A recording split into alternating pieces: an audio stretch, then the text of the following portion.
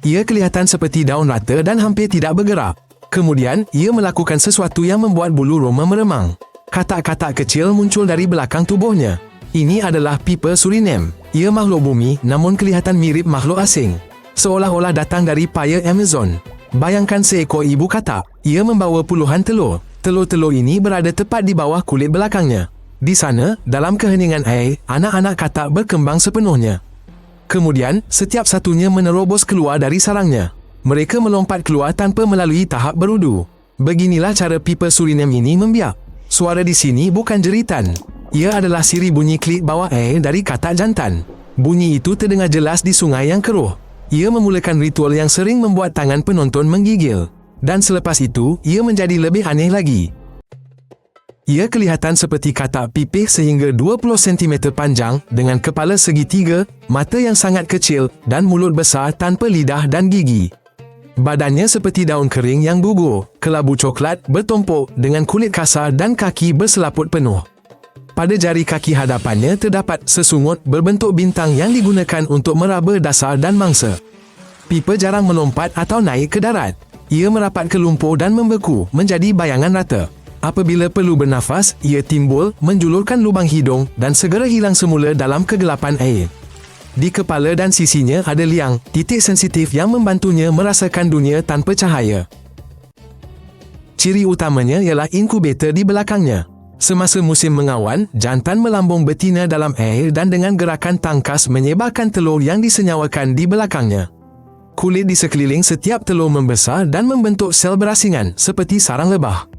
Di dalamnya, selama kira-kira 3 bulan, katak kecil berkembang melangkaui peringkat berudu. Biasanya, terdapat antara 40 hingga 80 sel sebegitu. Apabila tiba masanya, penutup sel terbuka dan puluhan pipa kecil melompat keluar. Kemudian, ibu membuang kulitnya yang mengeras dan pulih seketika, bersembunyi di bawah bayangan kayu mati. Pipa Suriname hidup di Sungai Perlahan, Tasik Ladam Kuda dan paia di utara Amerika Selatan, lembangan Amazon dan Orinoco, hutan banjir, terusan dan kolam berlumpur. Dasarnya dilitupi daun dan enapan. Airnya hangat dan kurang jernih. Pipa menghabiskan hampir seluruh hidupnya di bawah air, menanam diri dan menyamar. Ia memburu pada waktu malam. Ia menyedot mangsa dengan kuat dan menggunakan tangan untuk menolak makanan ke mulut. Musim kemarau, ia pergi lebih dalam atau berpindah ke lubang dan aliran perlahan. Di situ air masih ada dan oksigen untuk timbul sesekali. Di sana, ia juga mengelak ikan dan ular, bergantung pada penyamaran dan tidak bergerak. Mengapa ia berkesan? Berudu suka hidup di air keruh. Ikan dan serangga memakan mereka, lopak pun cepat kering. Pipa menyelesaikannya secara berbeza. Perkembangan berlaku dalam ruang terlindung di belakang. Telur mendapat oksigen melalui kulit ibu. Katak ini tiada lidah. Ia makan seperti penyedot hampagas. Ia kembangkan mulut dan tekak, lalu menyedot air dan mangsa. Ia berorientasi melalui getaran. Reseptor sensitif di kulit dan kepala, seperti ikan, mengesan gerakan dalam gelap. Sangat mudah, kurang risiko, lebih tinggi peluang hidup. Tidak hairanlah kisah seram sering dikaitkan dengan katak pipa. Pengembara abad ke-18 menyifatkan katak melahirkan anak katak membuat pembaca menganggapnya raksasa. Video sering tular menunjukkan anak katak menetas dari belakang induknya. Ini benar, bukan parasit atau penyakit. Semasa inkubasi, induk betina sangat rentan, jadi ia tidak boleh disentuh.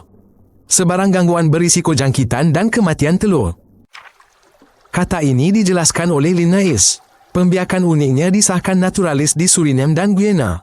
Saintis terkejut bukan sahaja sarang lebah di belakangnya. Cara mengawan juga pelik. Jantan berbunyi di air dan menari. Ia menyebarkan telur dengan tepat. Kajian menunjukkan sel kulit ibu berubah oleh hormon. Ia membentuk bilik dengan rangkaian darah. Spesies ini tidak terancam kepupusan. Namun ia terjejas oleh saliran paia dan pencemaran sungai. Di mana air mati, pipa turut lenyap. Pipa Suriname bukan mitos. Ia adalah keajaiban alien sebenar di bumi. Ia membawa tadika di bawah kulitnya. Ia hidup dalam air gelap tropika. Ini adalah saluran makhluk bumi. Makhluk yang lebih pelik akan datang. Langgan untuk melihat lebih banyak perkara menyeramkan. Bye.